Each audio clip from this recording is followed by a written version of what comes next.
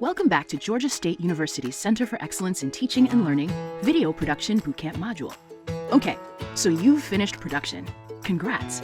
I'm sure that was a challenge. Now that you've captured and gathered all the content you need for your video, you are ready to construct your narrative. In this video, we will discuss the essential elements of the post-production process, the edit. Choosing your editing software. The first step is choosing the editing software.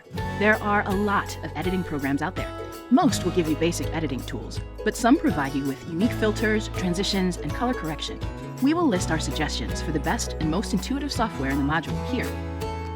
The edit. Okay, let's talk about constructing your narrative. It is said that a video is written 3 times. The first time in the script, the second on set, and the third in the editing room. You had a strong vision for what you wanted your video to be as you developed your script. During production, you were not able to shoot everything you hoped you would, but then you ended up capturing some interesting surprises you were not expecting. Now, in post-production, the edit, you'll consider all the content you have been able to capture and see what story is hidden in there. Editing techniques. Okay, so let's talk about some different methods for editing your footage. First, let's consider what editing images together does for an audience. The Kuleshov effect is the phenomenon that explains the way in which we derive meaning from the interaction of multiple shots. Placing 2 images back to back invites an audience to create mental connections between the images. This will enable them to derive more meaning from the interaction of 2 sequential shots than from a single shot. For instance, this is a woman. She is happy. She is hungry. She is sad.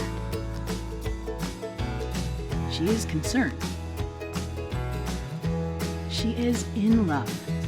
It is, of course, the same shot of the woman. The connection to the corresponding shot elicits the specific emotion in the audience. Consider this principle when editing all of your shots together. The synthesis of multiple shots creates something far greater than the individual shots. Okay, enough with the psychology. Let's talk about the pacing and timing of your shots. Cutting rhythm refers to cutting a scene so that each shot is about the same duration. It can be distracting to a viewer when shots are drastically different lengths. An audience will also be able to detect a certain pace in which the shots are cut and attach an emotional significance to that pace. For example, a faster pace conveys an excited, rushed, or anxious tone, while a slower pace conveys a more sad or calming and contemplative tone. Another editing technique is cross-cut or parallel editing. This technique cuts back and forth between 2 scenes, often happening at the same time. This technique can be used to introduce a relationship between 2 characters or situations and to depict conflict, tension, or suspense between those 2 story elements. Finally, smooth cutting is an editing technique that attempts to smoothly guide a viewer's point of focus from shot to shot. When the focus of one shot is in the center of a frame, and there is a cutaway to a shot with a focal element in another area of the frame, the viewer is forced to shift their attention. This can be distracting, and when it happens continuously throughout a video, can seem chaotic, causing confusion and exhaustion. Using the smooth cutting technique, an editor attempts to create a smooth visual flow between shots in order to provide a far more enjoyable experience for the audience. These are just a few popular editing techniques to introduce the concept that an effective video is an intricately woven narrative with deliberate intention. Each choice an editor makes has an important effect on a viewer's experience. You can explore more about editing tips and techniques in the module here.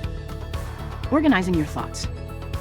As you rewrite your film in the editing room, it may be helpful to return to the post-it note organization method you used in pre-production. List each interview question, character, event, and B-roll shot you've captured on its own post-it note. Then, start to lay out your post-it notes in a timeline. Soon, you will see your video begin to develop into a rough cut of an informative and compelling narrative. Rough cut. The rough cut is the first pass edit of your video. The goal of the rough cut is to organize all of the story elements into the initial layout of the timeline to begin and form your narrative. It is important to focus on shot arrangement and narrative during this phase of the edit. Don't be afraid to experiment with the timeline, but remember to keep moving forward. The rough cut may be missing graphics, music, sound effects, or entire scenes. You should not spend too much time with color correction, filters, or fine-tuning the sound mix in the rough cut.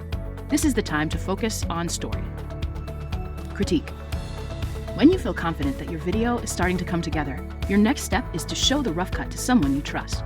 It is helpful to show your rough cut to a couple of people who were not involved in the creation process. These folks are your first audience. Some questions they can help you to answer at this point in your edit are, What is working? What's not? Does the video make sense? Are there any missing shots or scenes? Are there confusing moments? What could be added to tell a better story? How could the rough cut be improved as you move toward your final version? Honest feedback and fresh eyes can be an invaluable source when you're editing your video. That fresh perspective can help you to see problems you were not aware of. Remember to take criticism with an open mind. Use stock footage. When you need a very important, hard-to-get shot, a cool retro film shot, or a complex animated graphic, sometimes it's easier to just use stock footage. If you plan to use any footage that does not belong to you, make sure you have the rights to use it. There are a number of websites and databases available with free stock footage, but they often require credits or links, so make sure you look over the fair use guidelines before using anything. You can find a detailed explanation of fair use in the production module. You can find a list of resources for royalty-free video and stills in the module. If you are using still images for your project, you can give life to them by applying a Ken Burns effect.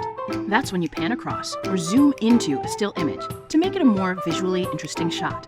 This movement will also help to match a still image to the movement of your other video footage. Audio editing. The majority of audio editing you will do will be to equalize the audio levels of each shot and to reduce each shot's noise. Some shots may have audio peaks that are much louder than the rest of the audio, so it is important to go through your tracks and normalize them as much as possible. Your audio should have been recorded at 48 kHz, with the high peaks of voices around -12 decibels. Voice audio over -12 decibels is considered to be spiking or hot and will begin to sound distorted. You'll want to keep even your loudest background sounds and music below -3 decibels. This will ensure you don't have distorted sound. A noise reduction filter will enable you to take out most of the white noise hiss in your shots. Even the best microphone will pick up a little unwanted hiss that is called white noise, especially when shooting in the exterior or wild locations. And low-budget microphones and cell phone microphones tend to pick up a lot of distracting noise, so make sure to use a noise reduction filter. Soundtrack and score. You may also want to add music to help tell your story.